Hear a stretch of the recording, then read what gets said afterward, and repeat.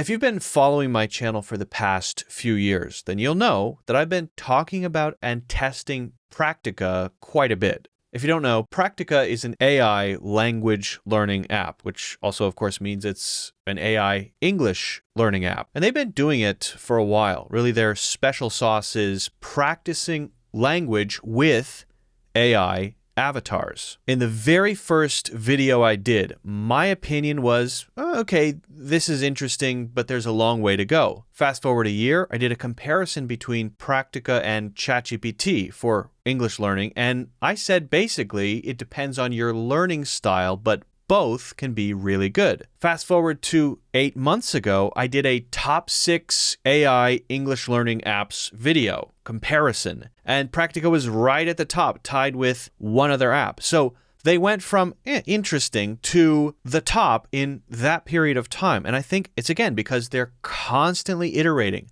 constantly improving the experience, constantly refreshing things. Now, to be clear, those videos I mentioned were not sponsored videos. I was not paid to give any particular opinion. That brings me to this video. The team at Praktika reached out to me to ask if I would be interested in checking out the refreshed app. And because I'm a fan, I said, yeah, sure. So this is a sponsored video I'm doing in collaboration with Praktika to check out the refreshed Praktika app. So it's got a new design. There are next generation AI avatars. I'm very excited to check that out. There are agentic study plans. So the study plan adapts according to how lessons go with your AI teachers. If you haven't done so already, make sure to hit the like button and subscribe. Now let's check out the new refreshed Praktika app.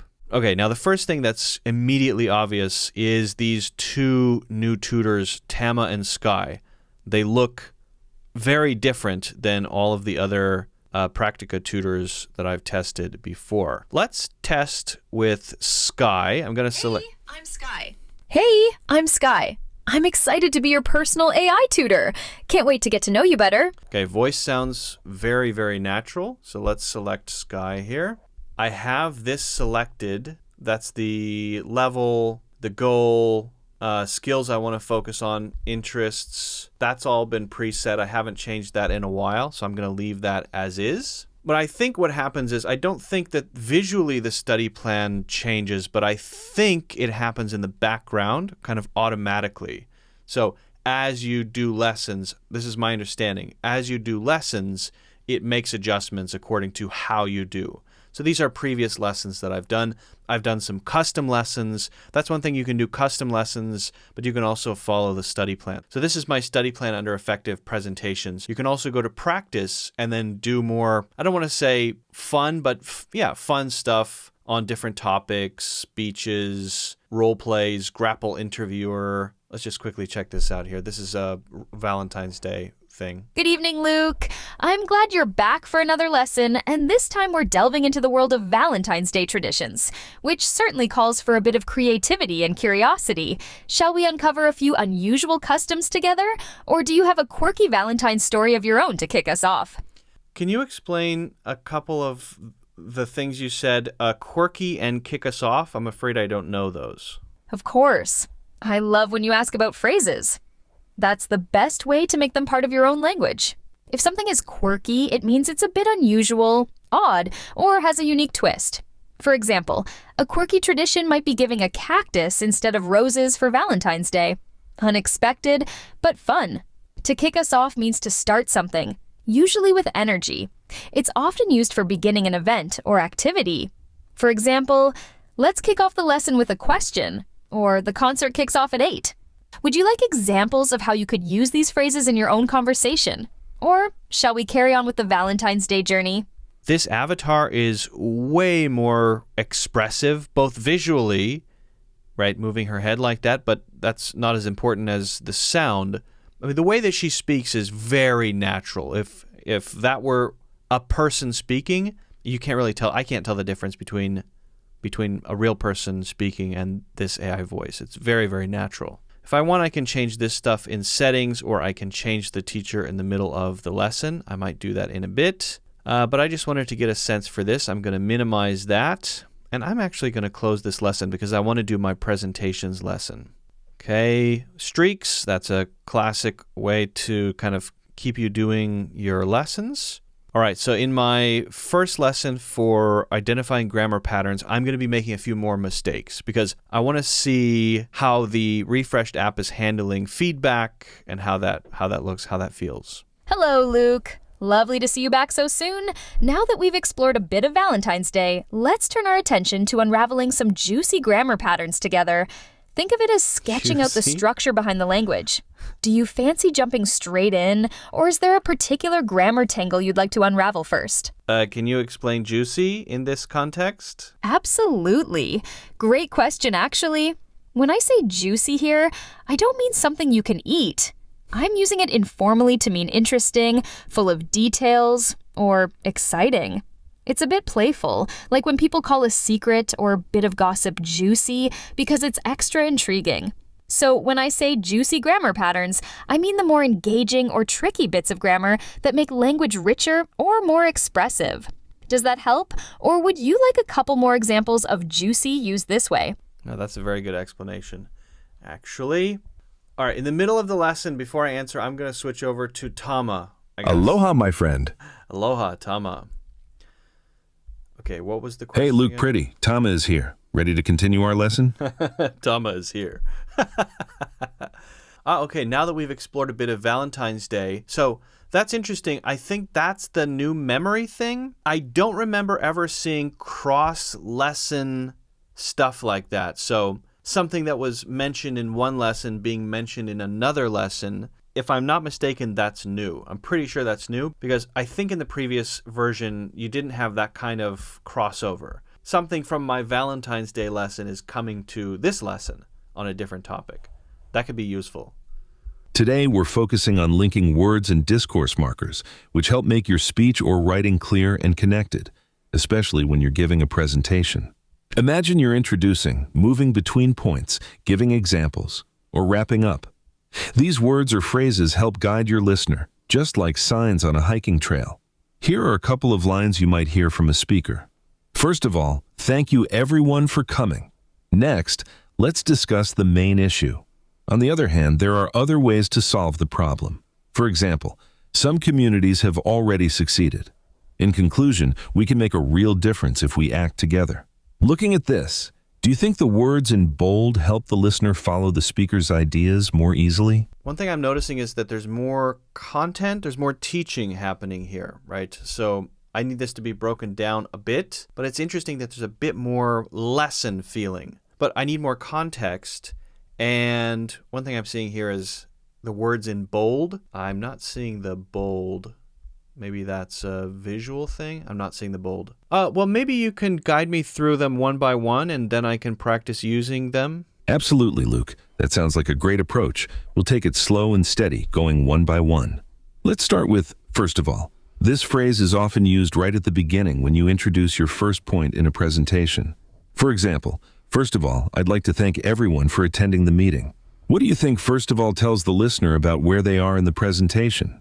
Does it signal the start of the speaker's main points, or is it used to close the talk? I would say I could use first of all at the beginning when I start talking as a warm-up. I could say something like, well, first of all, I hope everyone had a safe drive here, and I hope you're excited to learn about whatever I'm talking about. Exactly right, Luke. First of all is perfect for that warm-up or introduction, setting the stage for what's coming next. Your sentence sounds natural and clear. Great job adding a personal touch at the start, too. Ready to move to the next one? Let's try next. Here's an example. Next, I'd like to talk about the main challenges we face. When a speaker says, next, are they introducing a new point or topic, or are they summarizing what's already been said? Next are for new topic. I thinking maybe the word is a simple signaling to telling people about my point I want to talk next. I can say, next, let's moving to the idea of something something. Well said, Luke. You're absolutely right. Next works as a simple signal to guide the listener to the next point or topic. Your example comes across as smooth and clear. Next, let's move to the idea is just how you'd use it in a real presentation. Would you like to try giving your own example sentence using next as a transition in a talk? If you'd rather keep going with the next linking word, let me know. Okay, now I made some mistakes there. So based on what I said, let me click on this and see if I get any good feedback here. I like the new design is very fresh. I thinking maybe. Okay. Okay, so this is the explanation of the feedback. Okay. Oh, this is cool. So the green check mark is it's better to say, and then the yellow is an explanation of why it's better to say that. That is a good format. I prefer that way of doing it. I tend to give feedback the same way. Basically, here's what I would say, and here's why. This is why it sounds more native. This shows clearly the bold is what has changed. So next, before moving on to a new topic, I think the word next, in quotes, is a simple way to signal to people the point I want to discuss. Yeah, that's right. Point number 1, before the next or for new topic was changed to before moving on to a new topic. And 2, I thinking maybe the word is a simple signaling was revised to I think the word next is a simple way to signal. This corrects verb tense I thinking to I think. Yeah, that's right. So it's interesting. They handle the feedback differently, and I really like that structure of this is what it should be, and here's why. That's a good way to do it. A few minutes later. I feel pretty confident about using these linking words. Thank you. Can we wrap up the lesson now? You did great today, Luke. You clearly understood how to use linking words like, first of all, next. On the other hand, for example, and in conclusion to guide listeners smoothly through your presentation, your examples were thoughtful and your logic was on point. We made minor tweaks for flow and word choice, but your control of the ideas was strong. If you want to practice or review more, just let me know. Do you have any last questions before we say goodbye for today? Finish lesson. All right, there we go. Lesson complete. Okay, so there's my next lesson. If I want, I can click on the lessons that I've completed. I can go back through them. I can tap on the feedback. Here I can adjust my plan. So overall, the new interface is very simple. It's very minimal. You can also create a custom lesson. Very cool. I practiced that last time doing a tour, doing role plays. That was a lot of fun. You can create a new custom lesson about whatever. So if you just want to practice and get feedback with one of the new tutors, this is a really good option. Hey, I know what I want to talk about. I want to just create my own lessons. You can do that, and that actually works really well. And in my experience, it does stick really well to the criteria that you give when you create the lesson. I did a Central Park tour challenge. So that's all good, or you can just do free talk, and that just means just talking. You're just talking. In every single lesson, though, you are still getting feedback. You're still practicing. You're still able to tap on the bubble and see the corrections, right? So that's all very useful. And the lessons are a little bit more, it's not necessarily about you speaking more. It's still about speaking and still about practice, but as you could see in the lesson that I took, there's also real content, right? You're learning linking words. You're learning specific things and then practicing those things that you've learned, right? So it's a little bit of a different style. So I think the new avatars are very natural. They look really natural, a totally different, refreshed look. The app looks great. So that's it, the refreshed Praktika app with updated AI avatars to practice your English, get feedback, whether you're practicing for something very specific or you just want to generally practice your spoken English. I think it's a great option. To be clear, I wasn't able to test out in this video the agentic study plan that adapts according to how you do in each lesson. That is something the team mentioned that the new app can do, but I wasn't able to test it out myself, so I can't really say much about that. I'm not sure. As for the experience of the lesson, the balance of feedback, the way that it flows, the sound of the teacher's voice, I think the core lesson experience and the simplicity of the new app is really where the strength of Praktika lies. And as I said at the beginning, of course, that the team is always working to make the overall experience better over time, which is what I've seen since I started testing it a few years ago. So if you want to practice your spoken English with a great AI English teacher and get specific feedback and corrections throughout each lesson, and overall just have a really solid experience, check out the Praktika AI app in the link in the description, and I will see you in the next one.